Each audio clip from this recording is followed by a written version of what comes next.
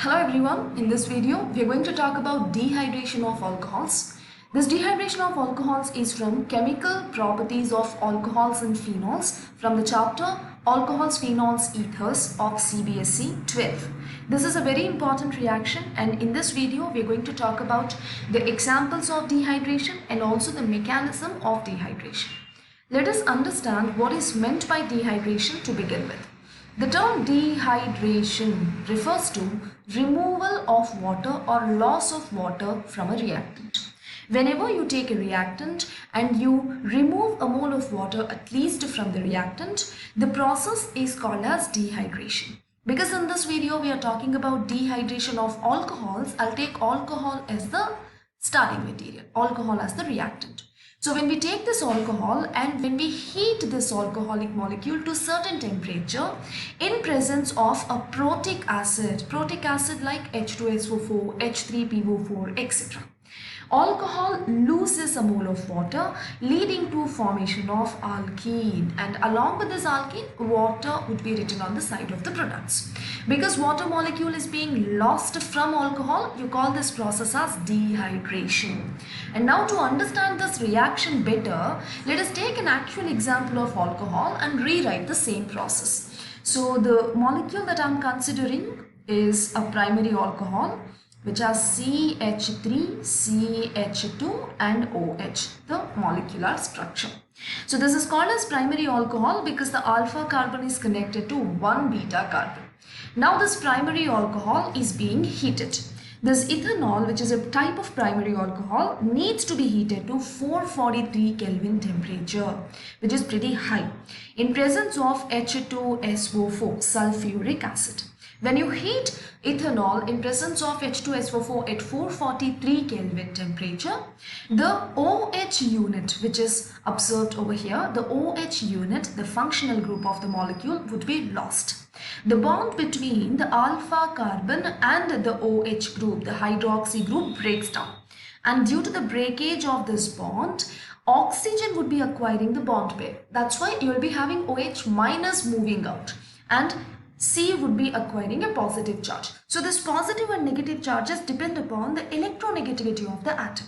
If the atom is more electronegative during the bond breakage, that takes away the electron pair, and hence that acquires the negative charge. And if the atom is less electronegative during bond breakage, the bond pair of electron would be lost by that atom, and hence it would be acquiring a positive charge. Okay, so OH minus moves out and you will be having C plus produced. And now at the very same time, due to this high heat from the beta carbon, which is this, from the beta carbon, you will be having the carbon hydrogen bond breaking down. Because hydrogen is less electronegative than carbon, it gets out as plus, and because carbon is more electronegative than hydrogen, it takes the bond pair and acquires a negative charge. So from this molecule, from this ethanol molecule, you are having H plus and OH minus being lost simultaneously. And at the time of H plus OH minus loss, you are having C minus and C plus being generated on the adjacent carbon atoms. So now the C plus and C minus would be leading to formation of a double bond.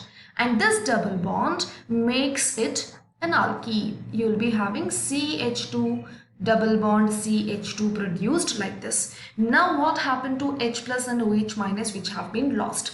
These are oppositely charged entities, so they connect with each other, they bond with each other, leading to formation of HOH. HOH is nothing but H2O, so H2O is your byproduct.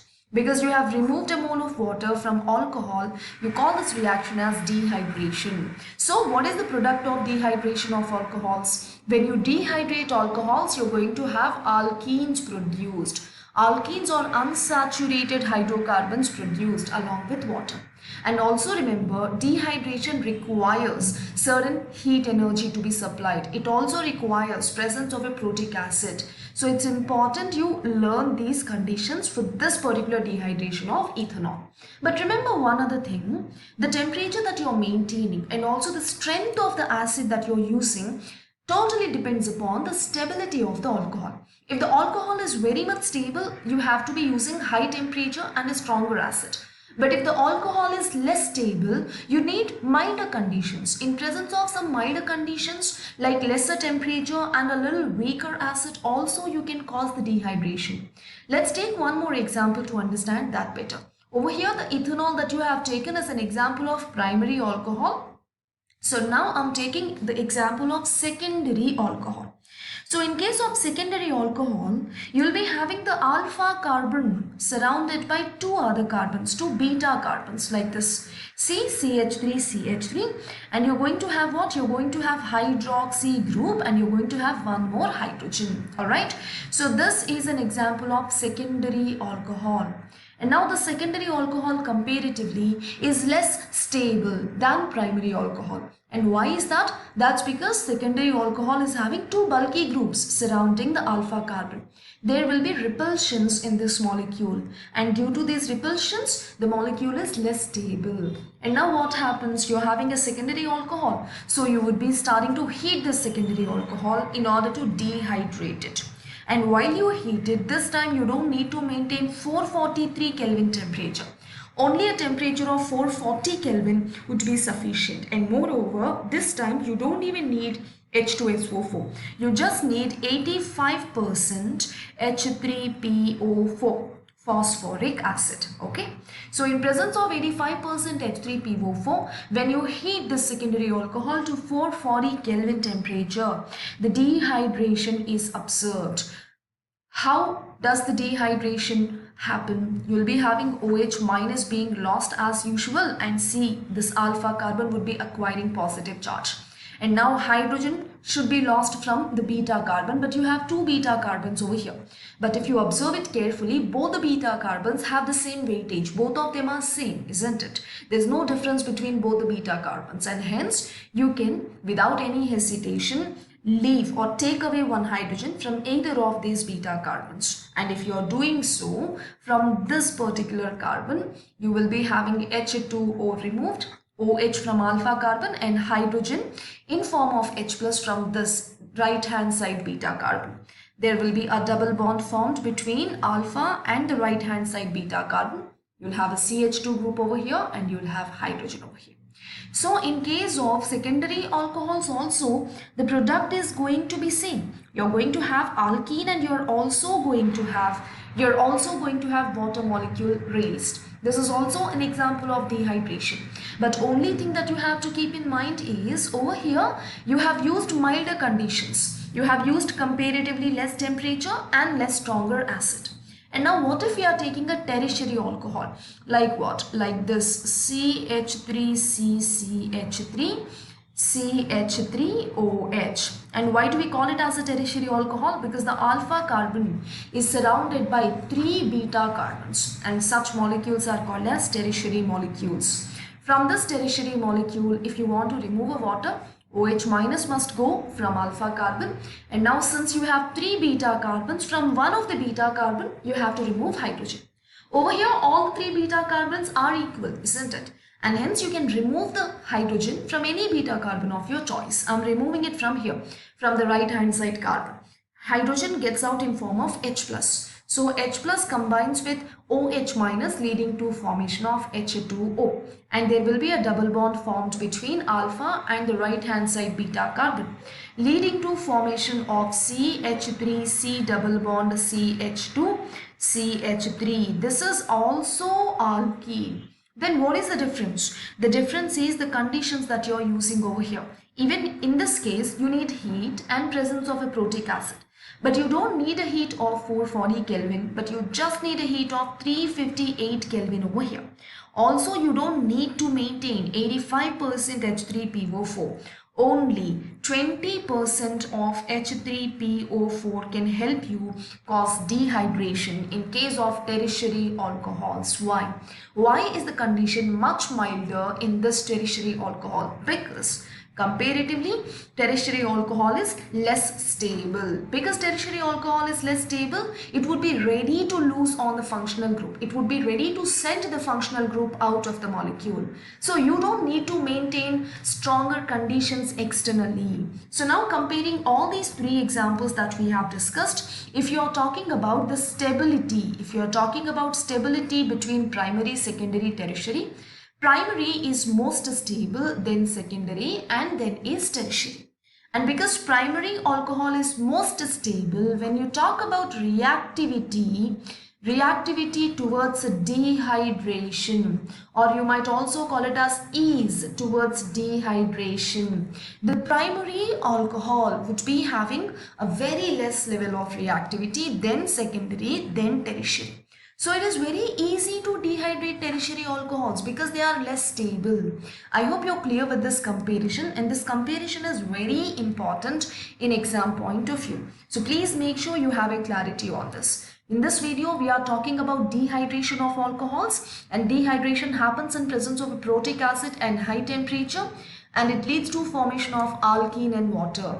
If it's primary alcohol, conditions are here. If it's a secondary alcohol, conditions are here. And if it's a tertiary alcohol, conditions are here.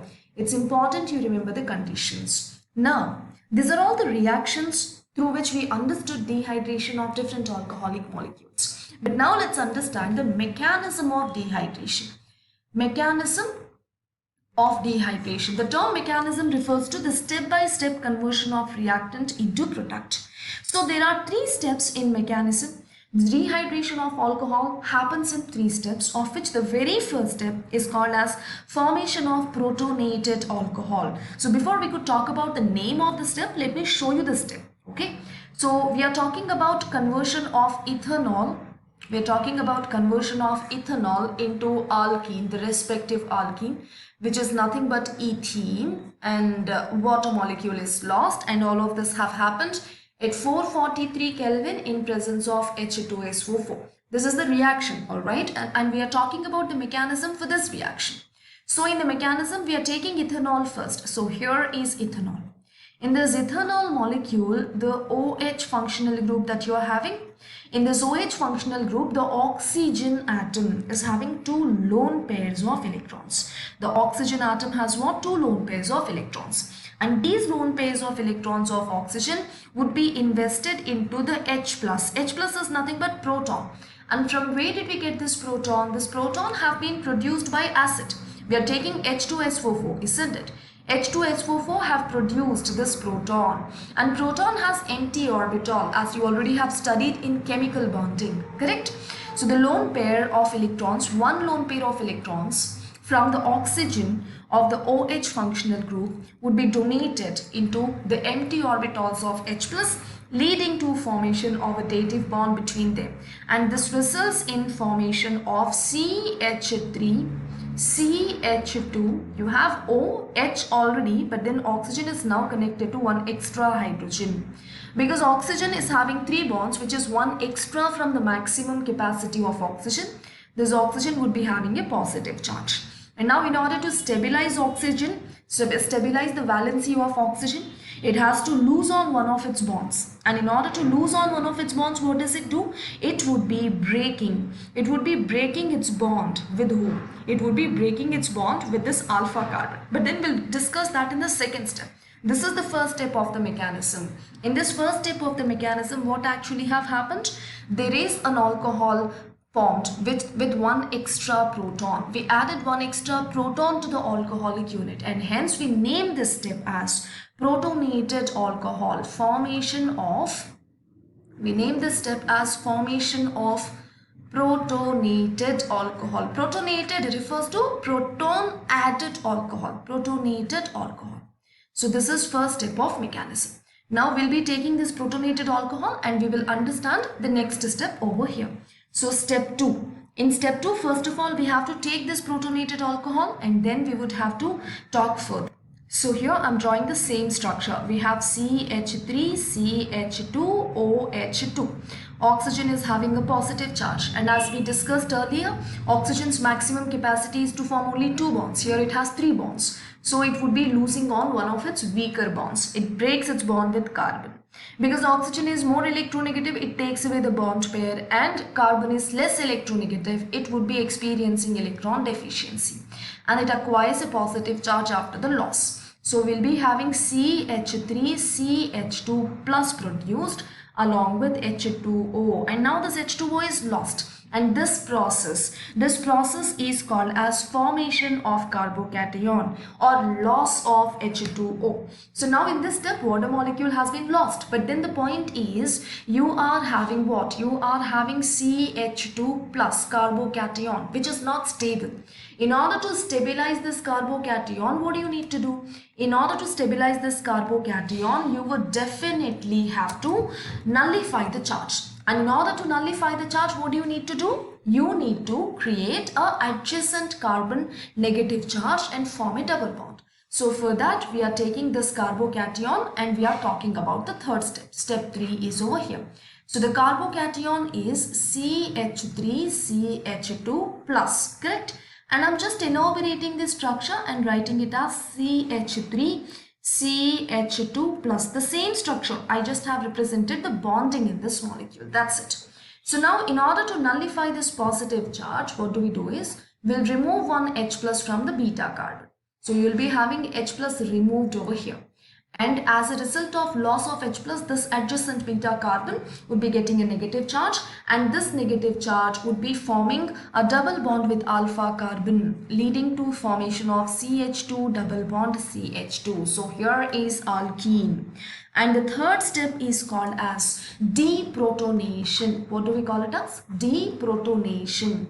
What's meant by deprotonation? Deprotonation refers to loss of proton. Initially in step 1, acid have produced a proton, and that proton have been used by alcohol, and you call it as protonation. And then in third step, you're having the acid produced proton lost by the alcohol. So this is called deprotonation. The proton which is being used which has been used from the acid is being given back to the acid now. That's why acid acts as a catalyst. It participated, but then at the end of the reaction, whatever has been contributed by acid is being sent back to acid. So that's why acid acts as a catalyst, and this is the mechanism of dehydration. Let us quickly take a look at the summary of this mechanism. In this, we are having the alcoholic molecule attacking a proton, and you call the step as protonation. In the second step, you call it as formation of carbocation, and in this formation of carbocation, you are first of all removing the water molecule from alpha carbon, and this is resulting in formation of a carbocation. Here is carbocation. And this carbocation, in order to stabilize itself, would be forming a double bond with the beta carbon and also results in the loss of proton. And this leads to formation of ene. It is nothing but alkene. And because you have two carbon atoms, you call it as ethene. So this is about dehydration of alcohols. Very important type of chemical reaction. I hope you have understood this. In case you have any questions or doubts, please post your questions in the comment box below.